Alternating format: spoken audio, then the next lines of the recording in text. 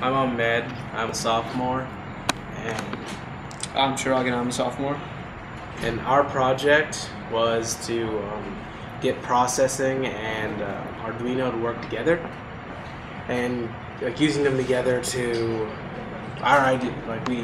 We're getting them to work together to do something somehow, and our idea was to recreate the classic game Simon by having flashing lights and with buttons from Arduino work with a color display of blinking circles from processing.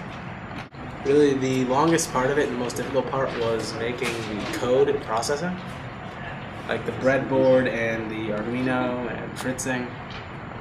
Those went by fairly fast, but I think processing was the real challenge, and that's where we learned the most.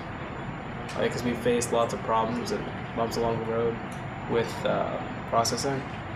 Our idea mostly came to life in the sense that we still had the blinking lights with the buttons, but it's not like we couldn't get the game code in there quite, so it wouldn't like quite be a game, but it would be buttons from Arduino working with lights from processing, which was our original goal.